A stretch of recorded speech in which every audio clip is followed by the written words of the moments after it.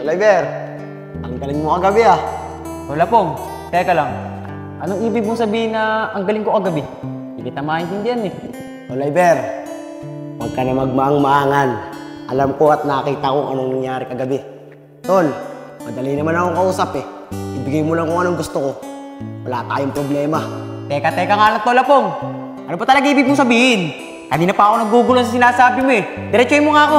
Tol, kung gusto mo malaman, sige, ikikwento ko sa'yo.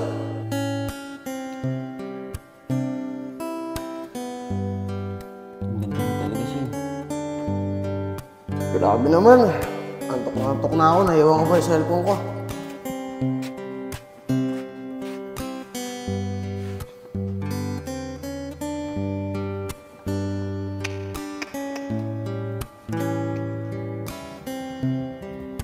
Grabe ka, Tol Iber. Pati si Tol Shane, tulan mo. Kaya ngayon, Tol, alam mo na. Pasalamat ka nga eh. Hindi ko pa sinabi dun sa dalawang tropa natin. Paano, Tol? Mauna na ako. Siya nga pala, Tol. Katulad ng sinabi ko kanina, bigay mo lang yung gusto ko, wala tayong magiging problema. Diyan ka na. Ito. Pinakaalam pa pala ng ginawa ko. Hoy, Oscar! Pwede ba kitang kausapin? Nung umuwi ka na nakakaraan, sino nakita mong kainuman ko na huling umalis? Hoy ate, wala akong nakita. Tsaka ako pa nga ng likpit ng pinag-inuman niya dyan nakaraan. Bakit ate? Ano bang nangyari? Oscar, nagtataka kasi ako eh. Nung nalasing ako nung nakakaraan, dito ako nakaiga. Kalapit ko pa nga si Divine eh. Pero pag gising ko, nandito na ako sa higaan. Nakakumot pa nga ako eh. Aba ate, di ko alam yun. Tsaka ginigising pa nga kita kahapon eh. Ayaw mo pang bumangon eh. Sige Oscar, maglinis ka muna dyan sa bahay. Diyan ka na muna. Tatanungin ko mga tropa ko kung ano nangyari nung nakakaraan. Kasi ang dami ko na din nainom nun eh. Sige ate, ako nang bahala rito. Nakakapagtaka talaga. Bakit ako napunta sa higaan? Wala naman akong maalala. Tatanong ko nga sa mga tropa ko.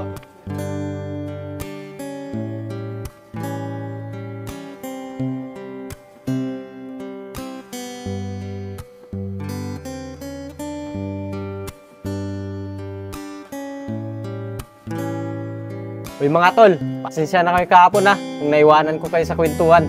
Nasobrahan kasi ako nung nakaraan. Eto Lalin, sanay na naman kami sa'yo. Talagang di ka talaga tumatagal sa inuman. Kaya nga tol, ano pa bang bago sa'yo? Talagang sanay naman kami sa'yo eh.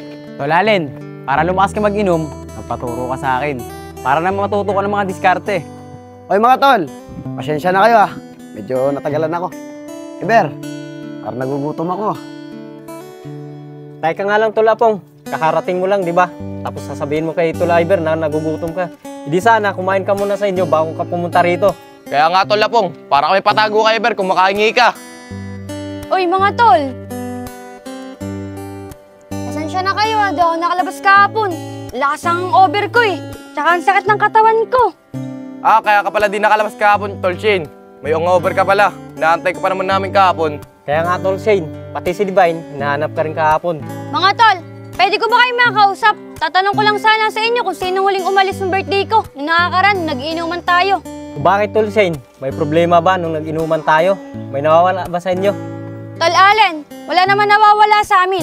Pero ang pinagtataka ko lang, nung nalasing ako ng birthday ko, doon ako nakahiga sa sopa.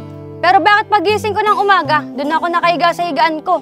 Tol Shane, ang pagkaalala ko nun, ang unang umalis, yung syota mo si Divine. Tapos sumunod na rin ako. Iwan ko lang sa tatlo kung sino naiwan sa kanila. Tol Shane, nung umalis si Allen, sumunod na rin ako sa kanya. Ewan ko sa dalawang to, sino naiwan sa kanila. Tol Shane, kami naman ni Tol Iber, sabay kami umalis ito. Kasama ko pa kayo tito ko eh. Di ba Tol Iber? Oo Tol.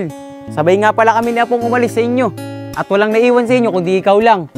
Tol Shane, baka naman naparami ka lang ng ininom. Kaya nung lumipat ka sa higaan mo, hindi mo namamalayan.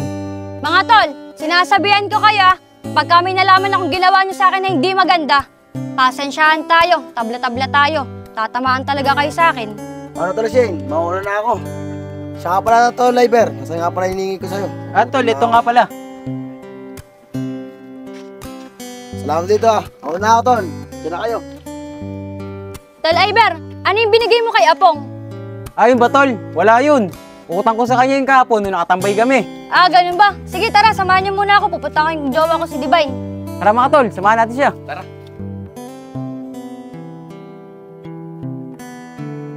Mga tol, sasama ba kayo? Pupunta kami sa tambayan eh.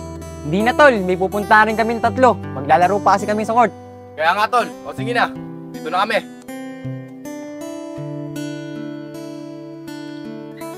Babe, matanong ko lang sa'yo. Alam mo ba kung sinong huling lumabas ng birthday ko? Babe, ako unang umalis doon, ang mga naiwan mga tropa mo. Babe, bakit? Ano yung nangyari? May problema ba? Babe, nagtataka kasi ako eh. Pagkakaalam ko, sa sopa ako nakatulog.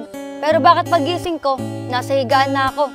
Ah, ganun ba, babe? Tinanong mo na ba yung mga tropa mo? Sila kasi yung huling naiwan doon. Babe, nakausap ko na sila eh. Ang sabi nila sa akin, nag-alisa na sila ng mga nalasing sila. Eh babe, di ba may kapatid ka si Oscar? Baka naman tinulungan ka niya lumipat sa higaan mo. Babe, kinaumagahan na umuwi yung kapatid kong si Oscar eh. Kaya malabo yung sinasabi mo na tinulungan ako lumipat sa higaan ko. Ganun ba, babe? Di ko rin kasi talaga alam kung ano nangyari nun.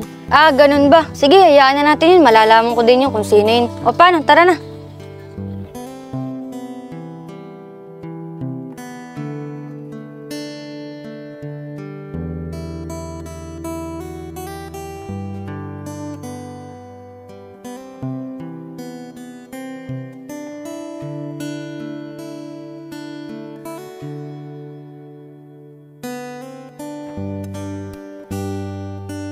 Ate, may tatanong nga pala ako sa'yo.